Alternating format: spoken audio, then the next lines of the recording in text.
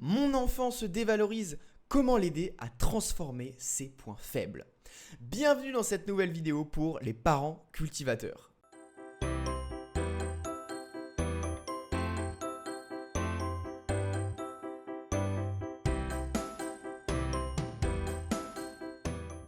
Ici Albin, deux petits pouces, bienvenue dans cette nouvelle vidéo où on va apprendre à transformer les points faibles des enfants en quelque chose de plus positif. Donc je reçois chaque semaine en atelier, en coaching des enfants qui ont tendance à se dévaloriser. Maman, je suis nul, je sers à rien, c'est trop difficile, je suis bête, ils font mieux que moi, j'en ai marre, j'arrête tout. Voilà, vous voyez sûrement de quoi je veux parler. Les enfants ont souvent tendance à manquer de confiance en eux et à se dévaloriser. Et pour ça, j'aimerais vous proposer, pour éviter tout cela, j'aimerais vous proposer 3 étapes simples à suivre en famille avec vos enfants. Donc soyez attentifs, prenez des notes éventuellement et si la vidéo vous plaît, n'oubliez pas de mettre un petit like. La première étape avec les enfants, c'est de comprendre que la perfection n'existe pas. Et oui, ça peut sembler surprenant, mais personne n'est parfait. Donc ça, l'idée, c'est de l'observer avec eux, d'observer leur modèle, d'observer leur super-héros, d'observer leur personnage préféré et de leur demander « Est-ce que, selon toi, cette personne est parfaite? Est-ce qu'elle a des défauts, des points faibles, des limites ?» Et observez avec votre enfant que oui, c'est le cas. Même ses parents, même sa maman ou son papa, eh bien, possèdent des points faibles. Et là, ce qui compte, c'est aussi de vous montrer aussi vulnérable, de dire aux enfants « Bah voilà, tu vois, même moi, je fais des erreurs, ça m'arrive de me tromper, je suis pas parfaite, parfois je me mets en colère, parfois je fais tomber des choses et c'est totalement normal, on est des êtres humains, donc voilà, il faut arrêter de se culpabiliser par rapport à ça. Donc expliquer aux petits pouces que c'est ok de faire des erreurs et de ne pas être parfait. D'ailleurs, si tout le monde était parfait, ce genre de choses ne pourrait pas arriver.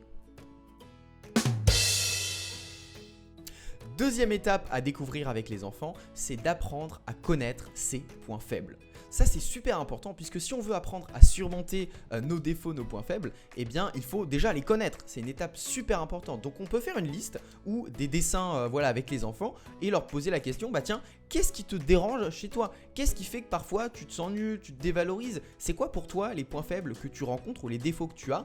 Et on va essayer de les lister pour essayer de mieux les comprendre et d'en faire des forces. Donc là, si les enfants ont des difficultés, ils peuvent demander à leur entourage, à leurs parents, à leurs frères et sœurs, aux grands-parents, etc. pour essayer de mieux se connaître. Et ça, c'est quelque chose de clé. C'est pas parce que c'est un point faible qu'il faut l'ignorer, le mettre sous le tapis. Au contraire, il faut avoir conscience évidemment de ses points forts, de ses talents, de ses intelligences, mais également de nos limites, de nos points faibles. C'est vraiment super important de bien se connaître pour avoir une bonne estime de soi.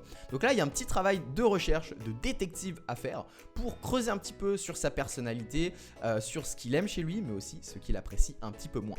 Donc des exemples de défauts, ça pourrait être par exemple mon orteil ressemble avec Naki, j'ai raté ma coupe de cheveux, je suis nul en maths, j'ai des difficultés en maths, je parle trop ou pas assez, je suis un petit peu timide, je suis une pile électrique. Voilà, il y a pas mal de choses que les enfants peuvent noter sur eux-mêmes. Et la troisième et la dernière étape, c'est d'accepter ses imperfections. Et oui, une fois qu'on a compris que la perfection n'existe pas, une fois qu'on a pris conscience de ses points faibles ou de ses défauts, et bien maintenant on peut passer à la phase de l'acceptation, du lâcher prise pour se concentrer sur ce qu'il y a de génial en nous. Et pour ça, il y a un petit exercice très amusant à faire, c'est de prendre un post-it, de noter sur ce post-it les différents défauts que l'on a trouvés sur soi et puis à 3, en comptant jusqu'à 3, de déchirer ce post-it et de se répéter la phrase « Je m'accepte et je m'aime comme je suis ». Voilà, c'est assez amusant, les enfants peuvent déchirer le post-it de toute leur force pour créer un ancrage émotionnel et les aider à se libérer de ce fardeau. Un autre petit exercice qui peut être sympathique, c'est chaque matin ou chaque soir, passer devant le miroir et se répéter plusieurs fois la phrase « Je m'accepte et je m'aime comme je suis ». Eh bien, je suis génial même avec mes défauts. Donc voilà, trouvez des petites phrases positives à réciter avec les enfants devant le miroir. Mais quand ils sont devant le miroir, il faut qu'ils y soient à fond, qu'ils y croient vraiment, qu'ils mettent de l'émotion finalement là-dedans pour que ça fonctionne vraiment. Voilà, c'était quelques petites astuces pour vous aider avec vos enfants qui se dévalorisent, pour transformer des points faibles en force et en quelque chose de positif pour la suite de leur vie. J'espère que ça vous a plu. Si c'est le cas, surtout pensez à vous abonner à la chaîne YouTube et puis laisser un petit like. C'était Albin de Petits Pouces, je vous dis à très vite. Bye.